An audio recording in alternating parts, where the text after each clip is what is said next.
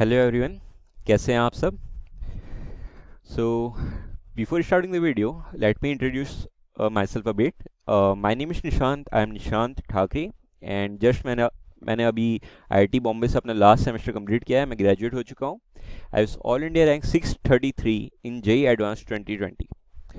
सो ये वीडियो इसलिए बनाया है क्योंकि लास्ट जो मैंने वीडियो डाला था उसमें काफ़ी सारे लोगों के बच्चों के कमेंट्स आए थे कि भैया ये बता दो कि 11th प्रिपरेशन स्टार्ट कैसे करते हैं। तो ये इशू बहुत ज़्यादा इंपॉर्टेंट इसलिए है क्योंकि मैंने बहुत सारे ऐसे स्टूडेंट्स देखे हैं, अपने क्लासमेट्स देखे हैं, अपने जूनियर्स, अपने सीनियर्स, जो 10th तक एकदम काफ़ी अच्छे थे, बोर्ड्स में काफ़ी अच्छे मार्क्स आते थे। एंड फॉर सम रीज़न उनके पास करेक्ट गाइडेंस नहीं था, तो जेई में परफॉर्म नहीं कर पाते थे। और बहुत से लोग मैंने ऐसे भी देखे हैं जिनके हो सकता है बोर्ड्स में 11th में, मतलब 10th में, 9th में अच्छे मार्क्स नहीं आते हुए 80% समथिंग 85% आए, उनको भी देखा है कि उन्होंने जेई क्रैक किया। सो डिफरेंस कहाँ पे आता है? Right guidance. क्योंकि जेई का प्रिपरेशन 11th में स्टार्ट होता है, तो 11 12 जब 2 ही साल होते हैं, और वो जो टाइम होता है प्रिपेयर करने के लिए वो काफ़ी ज़्यादा कम होता है। तो इसमें बहुत ज़्यादा इंपॉर्टेंट है कि राइट गाइडेंस मिले बच्चों को, जो कि बहुत सारे लोगों को मिलती नहीं है। तो पॉइंट ये है कि राइट गाइडेंस का मतलब क्या होता है कि क्या करना चाहिए, क्या नहीं करना चाहिए, किस मटेरियल को पढ़ना चाहिए, किस मटेरियल्स को नहीं पढ़ना चाहिए, मतलब किस तरीके से चैप्टर्स को अप्रोच करना चाहिए, किस टाइप के क्वेश्चंस लगाने चाहिए। अगर आपको ये सब चीज़ें नहीं पता हो और रैंडमली कोई भी बुक उठा के पढ़ रहे हैं, कोई रैंडमली कोई भी लेक्चर उठा के देख रहे हैं, एंड सब कुछ एकदम मैश्ड होगा, ऑर्गेनाइज रखना बहुत ज़्यादा इंपॉर्टेंट है इस चीज़ को। And it is very important कि आप राइट डायरेक्शन में चलें। और होता क्या है कि बहुत सारी चीज़ें, जैसे कि इस चैप्टर को कैसे अप्रोच करें, इस चैप्टर के किस टाइप के क्वेश्चन हम लोग ज़्यादा लगाएं, राइट। तो ये सब चीज़ें, मतलब कोई अगर आपको गाइड कर दे तो ये बेटर रहेगा एज कम्पेयर टू आप खुद से सीख रहे हैं। आप खुद से सीख रहे हैं, बहुत सारे क्वेश्चंस आपने ऐसे क्वेश्चंस लगा लिए जो कि एग्जाम में पूछे ही नहीं जाते, या फिर बहुत कम पूछे जाते हैं, उसमें आपका बहुत सारा टाइम चलेगा। तो ऐसे में आपने बहुत सारे वाले उस टाइप के क्वेश्चन नहीं किए जो अक्सर उस पैटर्न के क्वेश्चन किए जाते हैं। सो बिना और टाइम वेस्ट किए हम लोग स्टार्ट करते हैं ये video. So yeah so title of the video is how to start your JEE prep. तो they are few steps. First, अगर आप 11th में हैं, आप देख रहे हैं, तो आप बिल्कुल इससे बहुत बेनिफिट तो होगा। इवन आप अगर 12th में हैं तो इससे भी आपको बहुत सारी चीज़ें पता लग जाएगी जो हो सकता है आप गलत कर रहे हो, जो आपको करनी चाहिए। तो इस वीडियो में जो जो मैं कवर करने वाला हूँ वो है, फर्स्ट तो सबसे इंपॉर्टेंट स्टेप, जो पहला स्टेप है वो है चूजिंग द राइट टीचर, मतलब या फिर कोचिंग। कोचिंग भी दो टाइप की, ऑफलाइन ज्वाइन करनी चाहिए या ऑनलाइन ज्वाइन करनी चाहिए। तो ये देखो, कोचिंग ज्वाइन करना क्यों इंपॉर्टेंट है। बहुत सारे लोगों को ऐसा लगता है कि हमने अभी 10th तक तो पढ़ लिया, सेल्फ स्टडी से हो जा रहा है, होता है 11 12 में हमारा जेई भी सेल्फ स्टडी से हो जाएगा। तो वहीं पे एक मिस्टेक हो जाती है। कोचिंग इसलिए आज के टाइम में इतना ज़्यादा इंपॉर्टेंट क्यों है? क्योंकि मान लो जैसे जेई का जो एग्ज़ाम होता है वो सालों से चलता आ रहा है। तो क्या हो रहा है कि आपके पास तो सिर्फ 2 साल है, ठीक है। उसी में आपको सही तरह के क्वेश्चंस लगाने हैं, लिमिटेड टाइम है, बहुत सारे सिलेबस है, एकदम टू द पॉइंट चीज़ें करनी है, ना ही एक्स्ट्रा ना ही कम, टू द पॉइंट चीज़ें करनी है, इसलिए ऑर्गेनाइज होनी चाहिए। तो ऐसे में मान लो आप कोचिंग नहीं जा रहे हो, आप सेल्फ स्टडीज़ कर रहे हो, उससे आपने एक ऐसा मटेरियल बना लिया जिसकी रिलेवेंस बहुत कम है, काफ़ी कम, ज़्यादा कम रिलेटेड है चाहिए जो एग्जाम पैटर्न होता है उससे। वहीं जो टीचर्स होते हैं, जो कोचिंग के टीचर्स होते हैं, वो काफ़ी 20 25 साल से जेई का पैटर्न हर साल ऑब्जर्व करते हैं। तो उनको ये पता होता है कि कौन सी बुक इंपॉर्टेंट है, कौन सी बुक इंपॉर्टेंट नहीं है, बुक का कौन सा पोर्शन इंपॉर्टेंट है, कौन सा पोर्शन नहीं इंपॉर्टेंट है। तो छोटी छोटी मिस्टेक्स हम लोग बहुत करते हैं। इस क्वेश्चन को बनाने का पर्टिकुलर तरीका क्या हो सकता है? हो सकता है आप बुक के मेथड से आएंगे तो मेथड आप उसी मेथड में अटक के रह जाएंगे। और क्या रहता है कि एक टीचर जो होता है, जिसका एक्सपीरियंस होता है, वो सिखाता है कि इस पर्टिकुलर क्वेश्चन में कैसे सोचना होता है, किस तरीके से डिफरेंट वैरायटी ऑफ क्वेश्चंस को अटैक करना होता है। वो आपको टेक्निक सिखाएंगे क्वेश्चन सॉल्व करने की। तो इसलिए एक्सपीरियंस बहुत ज़्यादा काम आता है, क्योंकि आपके पास एक्सपीरियंस नहीं है, आप जीरो एक्सपीरियंस से स्टार्ट कर रहे हैं, हो सकता है आप बहुत सारी मिस्टेक्स करें, क्योंकि जब किसी को चीज़ें नहीं पता होती तो बहुत सारी मिस्टेक्स होती हैं। जैसे कि मैंने कहा कि आप गलत मटेरियल उठा के बना रहे हो, गलत टाइप कुछ किसी ऐसे टॉपिक में बहुत ज़्यादा टाइम स्पेंड करते हो जिस पर कि टाइम स्पेंड नहीं करना चाहिए, ज़्यादा क्वेश्चन आते नहीं हैं, क्योंकि बुक में तो सारे टॉपिक दिए रहते हैं। तो इसलिए एक टीचर को होना, एक कोचिंग होना बहुत ज़्यादा इंपॉर्टेंट है। And it is also very important कि आप जिसको भी अपना टीचर चूज़ करो, उसको आप फुल्ली ट्रस्ट करो। ये बहुत इंपॉर्टेंट है, क्योंकि ऐसा है, वो आपके गुरु हैं, वो आपके गुरु हैं। आपको ऐसे बहुत सारे पॉइंट पे ऐसे बहुत सारा कन्फ्यूजन आएगा कि ये वाले चैप्टर के लिए क्या मैं ये वाला मटेरियल बनाऊँ, ये वाले क्वेश्चंस इस तरीके से अप्रोच करूँ, या फिर कुछ आपने कुछ ट्रिक्स सीख ली जो कि कॉन्सेप्चुअली गलत है कहीं से। तो आपका टीचर जो भी बोलता है बहुत सारे कन्फ्यूजन आते हैं कि मतलब क्या ये चैप्टर ज़्यादा बनाना चाहिए, ये कम बनाना चाहिए, वगैरह वगैरह। तो आप अपने टीचर को ब्लाइंडली ट्रस्ट करो, जिसको भी आपने अपना टीचर माना है, क्योंकि ऐसे में आप otherwise you will always be confuse कि आपको करना क्या चाहिए। ठीक है। सो शायद मैं आपको समझा पाया कि एक सही टीचर का, सही कोचिंग का होना क्यों ज़्यादा इंपॉर्टेंट है। करेक्ट। उसके बाद फिर दूसरा क्वेश्चन आता है कि ऑफलाइन कोचिंग ज्वाइन करनी चाहिए या ऑनलाइन कोचिंग ज्वाइन करना चाहिए। तो ये देखो, दोनों के अपने एडवांटेजेस होते हैं, अपने डिसएडवांटेजेस होते हैं। आज के टाइम में ऑनलाइन कोचिंग बहुत बहुत ज़्यादा बढ़ गई है एंड अफोर्डेबल प्राइसेस पे भी अवेलेबल भी है आज के टाइम पे। So that is a very good thing for people जिनका घर मतलब मेन सिटीज़ में नहीं होता या फिर जो अफोर्ड नहीं कर पाते। बट हाँ, तो दोनों के एडवांटेजेस और डिसएडवांटेजेस डिस्कस करना बहुत ज़्यादा ज़रूरी है। तो ऑफलाइन कोचिंग स्टिल अगर अगर आप बिग बिग सिटीज़ में हैं, मतलब आपकी सिटीज़ में अच्छे कोचिंग सेंटर्स हैं, अगर आप अफोर्ड कर सकते हैं तो I will say go for the offline coaching.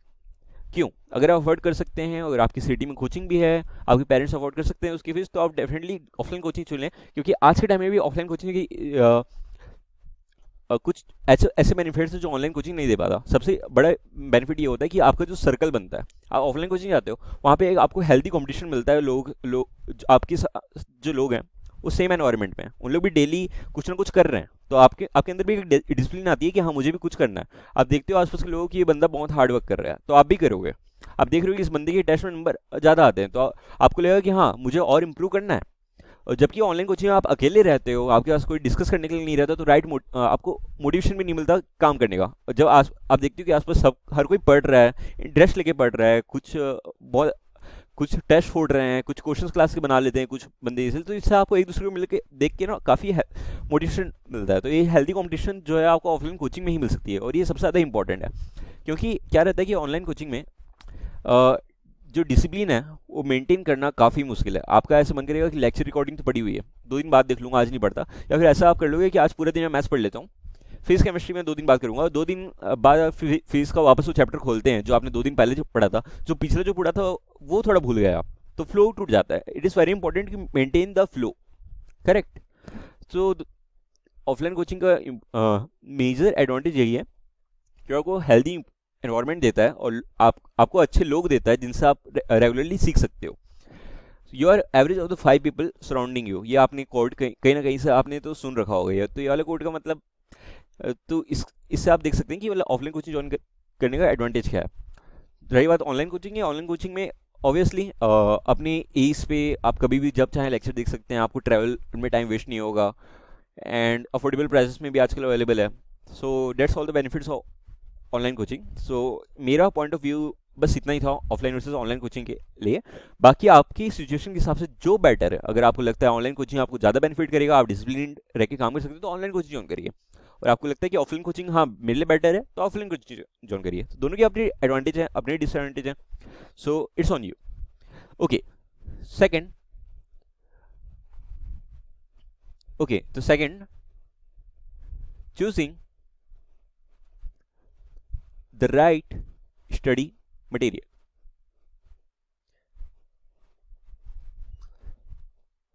तो इसमें सबसे नंबर 1 है वो है आपकी कोचिंग की स्टडी मटेरियल। क्योंकि कोचिंग में आपको जिस तरीके से पढ़ाया जाता है, जिस ऑर्डर में अभी चैप्टर पढ़ाया जा रहा है, उसी ऑर्डर में आपको क्वेश्चन भी बनाने दिए जाएंगे अपने कोचिंग स्टडी मटेरियल से, जो कि सबसे ज़्यादा क्लास में जो चल रहा है उससे सबसे ज़्यादा रिलेटेड होगा एज़ कम्पेयर टू आप कुछ भी दूसरा मटेरियल उठाते हैं। तो आपका कोचिंग का मटेरियल जिससे आप पढ़ रहे हैं वो होगी नंबर 1 प्रायोरिटी। उसके अलावा कुछ बुक्स हैं, I will discuss about the books कि कौन कौन सी बुक्स मैंने यूज़ करी थी। तो मैं किसी टाइप का कुछ प्रमोशन नहीं कर रहा कि ये बुक बेटर है या ये बुक बेटर, मैं आपको बस बता रहा हूँ कि कुछ कुछ ऐसी बुक्स हैं जो मैंने अपने टाइम पे यूज़ की थी, और काफ़ी सारे बच्चे जो मतलब मेरे साथ हैं, बैच में हैं, आईआईटी बॉम्बे में हैं, और मेरे साथ जो कोचिंग में थे, उन लोग ये सारी बुक्स यूज़ किया करते थे। और ये बुक्स काफ़ी रिलेवेंट है, टू द पॉइंट है, एंड उन्हीं चीज़ों पे फोकस करती है जो जे एड ऑन से पूछे जाते हैं। So let's start. सो मैं एक एक करके बताते जाऊँगा कि मैंने कौन सी बुक यूज़ की थी या फिर कौन सी बुक आप यूज़ कर सकते हैं। So it is just an suggestion.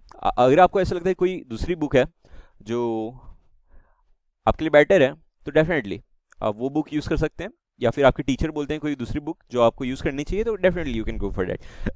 तो पर इंपॉर्टेंट ये है कि आप जो भी बुक यूज़ कर रहे हैं उसको पूरा पूरा बनाएं। ये ना करें कि आप आधा इस बुक से बना रहे हैं, आधा उस बुक से बना रहे हैं, तो क्या रहता है कि कुछ बुक्स में ना कॉन्सेप्ट जो पहले कवर होते हैं वो दूसरी बुक में कॉन्सेप्ट वही वाले कॉन्सेप्ट बाद में कवर होते हैं। तो आप आधा इसका बना रहे हो आधा उसका बना रहे हो तो कॉन्सेप्ट तो छूट गया। So it is very important कि जो भी आप बुक सेलेक्ट करें उसको पूरा पूरा बनाएं। It is better to solve a single material multiple times than to solve multiple materials not completely once, है ना। और जो भी आप क्वेश्चन आप सॉल्व कर रहे हैं उसको स्टार मार्क करके रखें। मतलब कुछ क्वेश्चन हैं जिससे आपको कुछ कॉन्सेप्ट सीखने मिला, कुछ क्वेश्चन है जिससे आप अटक गए, तो उसके सॉल्यूशन को आप स्टार मार्क करके रखें ताकि आप रिवीजन के टाइम में काफ़ी यूजफुल हो। क्योंकि काफ़ी बच्चे पूछते हैं कि रिवीजन के टाइम में क्या करें, तो रिवीजन के टाइम वही क्वेश्चन करें जो आपने इंपॉर्टेंट मार्क कर रखे थे, उनसे बेटर कुछ नहीं हो सकता। So let's start. तो मैथ्स में क्या आती है, एक अरिहंत की सीरीज आती है, एक सिंगेज सीरीज आती है। तो दोनों ही बुक काफ़ी अच्छी है। काफ़ी लोग अरिहंत करते हैं, काफ़ी लोग सिंगेज करते हैं। मेरे सजेशन ये रहेगा कि दोनों में से सिर्फ एक ही बनाओ और एक बनाओ और पूरा बनाओ। ठीक है, एक आपने पूरी बना ली कोई चैप्टर की तो टाइम बच रहा है तो दूसरे चैप्टर बनाने का तो दूसरा ही बना लो, नॉट एन इशू। बट जो भी आप चूज़ कर रहे हैं एक उसको पहले पूरा कंप्लीट करें, उसके बाद ही दूसरे किसी मटेरियल में जंप करें। सो मैं एक बार क्विक गो थ्रू दे देता हूँ। जैसे अरिहंत की सीरीज आती है ये वाली, हाँ, Arihant mathematics J advance and उसकी सैन बुक्स का एक सेट आता है। कोऑर्डिनेट ज्योमेट्री है, अलजेब्रा है, डिफरेंशियल कैलकुलस, इंटीग्रल कैलकुलस, वही इस इंगेज ने मतलब कैलकुलस एक ही बुक में कर लिया है। तो ये 7 सेट्स मतलब 7 बुक्स का इस जो सेट आता है इसको आप रेफर कर सकते हैं। मैंने अपने टाइम में ये वाली बुक मैंने रेफर की थी। और अरिहंत की और भी बुक्स आती है जो मतलब पूरी कंबाइंड होती है, तो वाली मेरे को उतनी हेल्पफुल नहीं लगी थी। So go for the this book जो इंडिविजुअल जो टॉपिक है उसकी अलग अलग से बुक है। जैसे अलजेब्रा की अलग है, कोऑर्डिनेट ज्योमेट्री की अलग है, डिफरेंशियल कैलकुलस की अलग है। Go for this books, this are quite good और मेरे टाइम पे काफ़ी हेल्पफुल थी। उसके अलावा मेरे काफ़ी सारे दोस्तों ने सिंगेज की भी बुक यूज़ की थी। तो सिंगेज की भी ऐसी 5 सेट्स ऑफ बुक आती है। उसमें प्ले विद ग्राफ्स था, इसमें प्ले विद ग्राफ्स नहीं है, उसको बाकी बुक्स में कवर कर दिया है। कैलकुलस की इसकी सिंगल बुक है, कोऑर्डिनेट ज्योमेट्री, बाकी coordinate geometry, vectors, 3D geometry, calculus, trigonometry, algebra, इसकी भी 5 सेट। तो ये भी पांचों बुक्स अपने में कंप्लीट है। तो चाहे आप सिंगेज कर लो चाहे अरिहंत कर लो, पर जो भी कर रहे हो आप कंप्लीट करो, ये इंपॉर्टेंट है। ठीक है। उसके अलावा मैथ में ये दोनों बुक कोई एक बुक कर ली, उसके बाद हमने क्या कर लिया, previous year books. Previous year की दिशा पब्लिकेशन की बुक्स आती है जो कि मैंने रेफर की थी। उसके अलावा अरिहंत की भी आती है, वो भी आप रेफर कर सकते हैं। सो हाँ, ये बुक आती है प्रीवियस 46 ईयर्स, लाइक 1978 से लेकर 2023 तक के सारे चैप्टर वाइज प्रॉब्लम्स इसमें दिए रहते हैं। तो सबसे ज़्यादा जे एडवांस से सबसे ज़्यादा रिलेवेंट क्वेश्चन कहाँ मिलेंगे, वही प्रीवियस ईयर क्वेश्चन ही सबसे ज़्यादा रिलेवेंट होंगे, correct. So it is very important, कोई मटेरियल बनाओ या ना बनाओ, कि प्रीवियस ईयर क्वेश्चन आप जरूर बनाएं, क्योंकि वही क्वेश्चन है जो सबसे ज़्यादा रिलेवेंट है, जो एक्चुअल एग्जाम से पूछे जाते हैं, क्योंकि वो एक्चुअल क्वेश्चन हैं जो एग्जाम में पूछे गए हैं।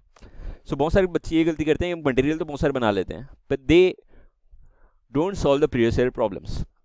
अगर आप प्रीवियस ईयर प्रॉब्लम बनाओगे तभी तो आपको समझ में आएगा कि आपका जो टीचर पढ़ा रहा है वो सही है या नहीं, जो आप मटेरियल्स पढ़ रहे हैं, जो आप थ्योरी पढ़ रहे हैं वो सही है कि नहीं, जो भी आप बुक्स बना रहे हैं उसका फायदा हो रहा है नहीं। तो इट इज़ वेरी इंपॉर्टेंट कि आप प्रीवियस ईयर बुक्स बनाओ। तो मैथ्स के लिए तो यही है, अरिहंत या सिंगेज में इसको एक कर लीजिए और प्रीवियस ईयर बुक्स हर चैप्टर, जैसे एक चैप्टर का आपने अरिहंत का चैप्टर कवर किया, उसके बाद आप प्रीवियस ईयर बुक्स वाला चैप्टर लगा लीजिए। उसके बाद फिजिक्स की बात करें तो एस में तो गॉड बुक है जो हर किसी ने सुन रखी होगी।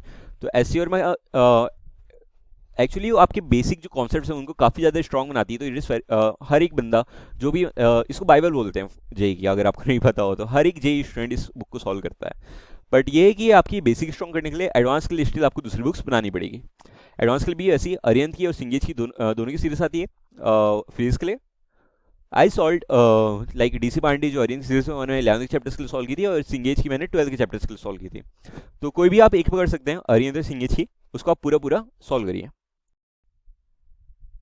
हाँ, तो मैं यही कह रहा था कि लाइक वैसे फिजिक्स की एससीओ में आपने कर ली, एससीओ के बाद आपको एक बुक तो बनानी पड़ेगी एडवांस लेवल प्रॉब्लम्स के लिए। तो या तो आप अरिहंत की सीरीज होती है, ऑथर है डीसी पांडे, या उसकी बना लो, या सिंगेज की बना लो बीएम शर्मा की। ठीक है।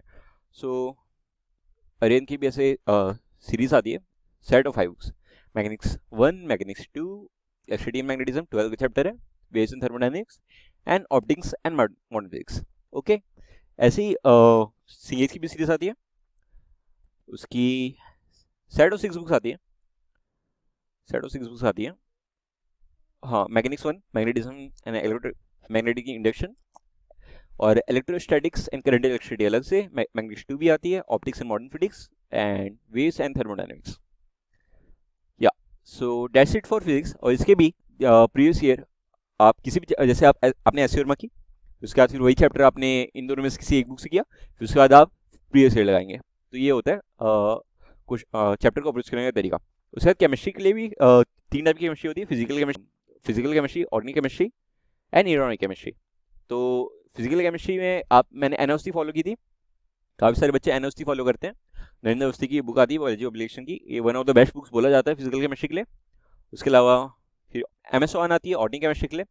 मैं बता दूं कि मैंने एमएस ऑन सॉल्व की थी अपने टाइम में, एंड यही मुझे काफ़ी अच्छी बुक लगती थी। और इसके अलावा मेरा जो जेईई एडवांस 2020 का पेपर था, पेपर 1 पेपर 2, मेरा ऑर्गेनिक केमिस्ट्री में फुल आया था। सो ये बुक है जो मैंने सॉल्व की थी, बायोलॉजी ऑब्लिगेशन की, एमएस चौहान की, एडवांस प्रॉब्लम्स की ऑर्गेनिक केमिस्ट्री। इन सारी बुक्स के लिंक्स मैं डिस्क्रिप्शन दे दूंगा। हाँ, तो फिजिकल के लिए किया था ऑर्गेनिक के लिए अमेजॉन की थी। इनऑर्गेनिक केमिस्ट्री के लिए मैंने की थी एनसीईआरटी और कोचिंग का नोट्स, कोचिंग के मटेरियल। कह रहे थे कि इनऑर्गेनिक केमिस्ट्री के लिए बहुत सारी बुक्स ऐसी आती है जिसमें काफ़ी सारा कंटेंट ना आउट ऑफ सिलेबस होता है। सो ऐसी बहुत कम बुक्स हैं जो मतलब इनऑर्गेनिक केमिस्ट्री जो काफ़ी ज़्यादा रिलेवेंट हो। So mainly go for NCERT, क्योंकि इनऑर्गेनिक केमिस्ट्री में एनसीईआरटी से डायरेक्ट क्वेश्चन पूछ लिए जाते हैं इवन इन एडवांस्ड। सो इतना कर लोगे तो इनफ रहेगा। इसके बाद इसके भी प्रीवियस ईयर क्वेश्चन आप कर लें इस चैप्टर के, उस चैप्टर को इन बुक से करने के बाद। उसके अलावा एक बुक होती है एनसीईआरटी एग्जाम पर, मैथ्स, फिजिक्स और केमिस्ट्री तीनों के लिए। ये थोड़ी जेईई मेन और बोर्ड्स के लेवल की होती है, बट इससे भी काफ़ी अच्छे से क्वेश्चन होते हैं जिससे आप टाइम पास के लिए सॉल्व कर सकते हैं, और आपके कॉन्सेप्ट्स भी स्ट्रॉन्ग होते हैं कई बार। तो ये बुक है, मैंने फन के लिए सॉल्व की थी। इसको जेईई मेन या बोर्ड्स के लिए आप सॉल्व कर सकते हैं, काफ़ी हेल्पफुल हो सकती है। So that's all. These were all the books that I used during my JEE preparation. So इसके अलावा भी आपको अगर कोई बुक ऐसी लगती है कि जो आपके टीचर रिकमेंड कर रहे हैं, तो आप definitely you can go for that, क्योंकि बुक कोई भी सही या गलत नहीं होती। बहुत सारी बुक्स हैं जो इरेलेवेंट हो सकती है, बट मतलब लगभग जो फेमस बुक्स हैं जो कि आपके टीचर रिकमेंड करते हैं वो ऑलमोस्ट सेम ही होती है। बट इंपॉर्टेंट, जैसे अरिहंत कर लो या सिंगेज कर लो, दोनों में से कोई एक कर लो, बट जो भी आप बुक कर रहे हो उसको पूरी करो, ये बहुत ज़्यादा इंपॉर्टेंट है। So okay, third is how to approach a chapter. पढ़ना कैसे स्टार्ट करें, किस ऑर्डर में पढ़ें। आपने फॉर एग्जांपल मैथ में कोई एक चैप्टर ले लिया, अलजेब्रा से आपने स्टार्ट किया या फिर कोऑर्डिनेट ज्योमेट्री से स्टार्ट किया। फॉर एग्जांपल आपने कोऑर्डिनेट ज्योमेट्री से स्टार्ट किया, फॉर एग्जांपल आपने स्ट्रेट लाइंस का चैप्टर उठाया। तो पहले आप क्या करें, आप अरिहंत की बुक है जैसे फॉर एग्जांपल, या फिर सिंगेज की बुक है, जो भी है, उस चैप्टर की थ्योरी करें। उस थ्योरी की, हर थ्योरी के बाद में, हर सब टॉपिक के बाद में उसके टॉपिक क्वेश्चंस कर लें। जैसे ही टॉपिक क्वेश्चंस मतलब सारी की सारी थ्योरी उस चैप्टर कंप्लीट होता है, then solve the exercises given at the end.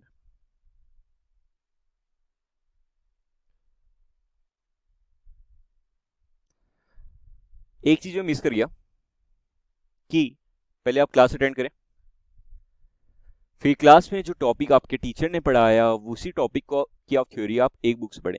और थ्योरी आप एक ही बुक से पढ़ें, मल्टीपल बुक से ना पढ़ें। क्यों?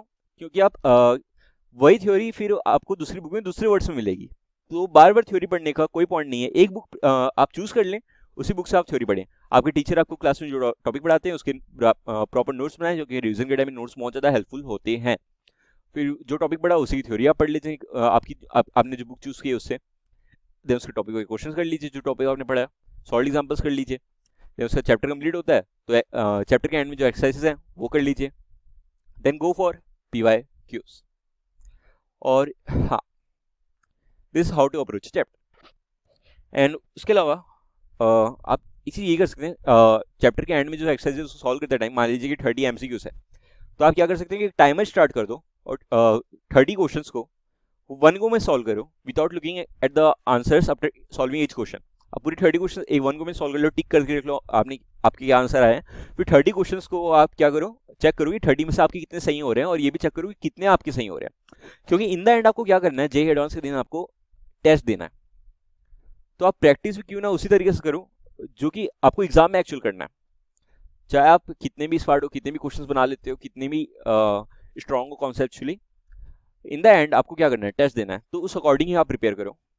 सो for this give regular test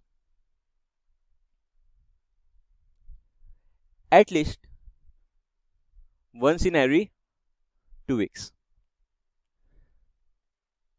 ये बहुत ज़्यादा इंपॉर्टेंट इसलिए है क्योंकि आप चैप्टर आपका कितना भी स्ट्रांग हो, लेकिन आप टाइम प्रेशर में, एग्जाम फॉर्मेट में, जब क्वेश्चन आपके सामने होता है, आपको 3 घंटे दे दिए जाते हैं, मैथ्स फिजिक्स केमिस्ट्री तीनों के 30 क्वेश्चन होते हैं फॉर एग्जाम्पल, तो आपको उस टाइम प्रेशर में 3 घंटे में अच्छी एक्यूरेसी के साथ कैसे आप क्वेश्चन सॉल्व कर पाते हैं, वो बहुत ज़्यादा इंपॉर्टेंट है।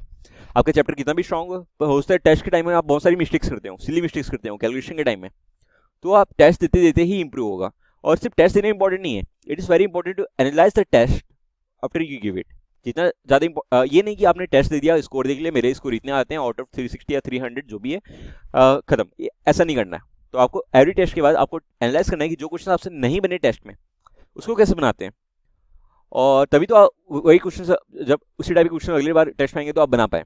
दूसरी बात, आप सिली मिस्टेक्स बहुत सारी करते हो, आपको लगता हो कि हाँ मेरा आंसर आ गया, ये वाला सही है, आपने टिक कर दिया, बाद में आंसर खोल के देखा ऑप्शन सी नहीं ऑप्शन डी सही था। तो आप सिली मिस्टेक्स भी जो करेक्ट होती है ना, वो टेस्ट का एनालिसिस करने से ही होती है, वरना वही सिली मिस्टेक्स आप बार बार करते रहेंगे और आपका स्कोर वहीं पे रहेगा। बहुत सारे लोग बोलते हैं कि भैया मेरा टेस्ट का ना स्कोर इंप्रूव नहीं हो रहा है, तो कैसे होगा जब तक आप एनालाइज नहीं करोगे। तो इट इज़ वेरी इंपॉर्टेंट कि तुम एनालाइज करो हर टेस्ट को, उसके बाद ही तुम्हारा जो अगला जो टेस्ट होगा उसमें वो वाली मिस्टेक्स नहीं करोगे जो तुम पिछले में किए थे, और तुम्हारे स्कोर इंप्रूव होगा। सो that's all for today. So basic video की समरी तो यही है कि मतलब मैंने जो बुक्स यूज़ की है वही आपको कुछ रेफ़र की है कि हाँ ये आप कर सकते हैं। मैंने इंपॉर्टेंस समझाने का ट्राई किया कि एक अच्छा टीचर और अच्छा कोचिंग चुनना क्यों इंपॉर्टेंट है, उसके अलावा किसी भी चैप्टर को अप्रोच कैसे करें, किस ऑर्डर में करें, वो मैंने बताया। ठीक है, मैथ्स का मैंने बताया, तो वैसे ही आप क्या कर सकते हैं, फॉर फिजिक्स एससीवी से आप थ्योरी पढ़ सकते हैं, टीचर पढ़ाता है,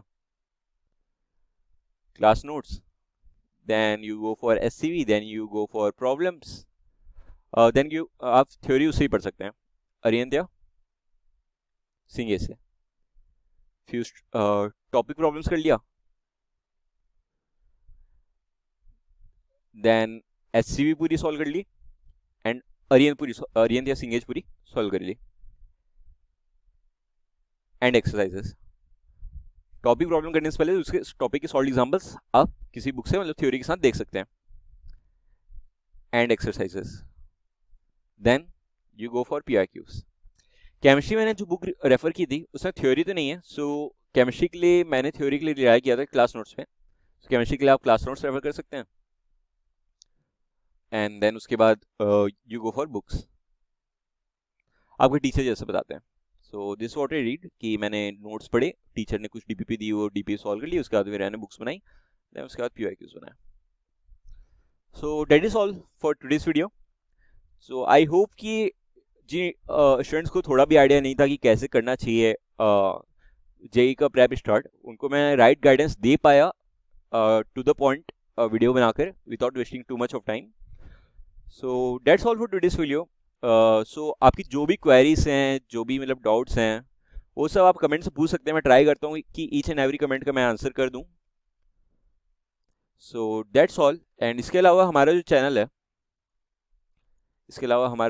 है, तो इस पर हम रेगुलर वीडियोस अपलोड करते हैं रिगार्डिंग जेई टिप्स, आईआईटी, जैसे कि हम आईआईटी से ग्रेजुएट हैं तो आईआईटी की लाइफ के बारे में काफ़ी कुछ शेयर करते हैं, इवन हम पढ़ाते भी हैं, मैथ के लेक्चर्स बना रहे हैं, तो काफ़ी सारे स्टूडेंट्स की रिक्वेस्ट है कि वन शॉट वीडियोस बनाओ क्रैश कोर्स टाइप के प्रीवियस ईयर प्रॉब्लम्स को लेकर, रिवीजन को लेकर। तो हम लोग हाँ we are on it, many more videos will come, like lectures हैं, like JEE regarding tips and tricks हैं, मतलब काफ़ी कुछ आने वाला है। इस लेक्चर चैनल जस्ट स्टार्ट हुआ है, so please do subscribe to our channel. And हाँ, आईआईटी बॉम्बे की लाइफ के बारे में भी हम काफ़ी कुछ शेयर करते रहते हैं। सो ये चैनल काफ़ी ज़्यादा हेल्पफुल होने वाला है अपकमिंग जेई एस्पायरेंट्स के लिए। So that's all for today's video, all the very best, enjoy करो अपनी JEE preparation, it is very important कि आप अपनी प्रिपरेशन एंजॉय करें।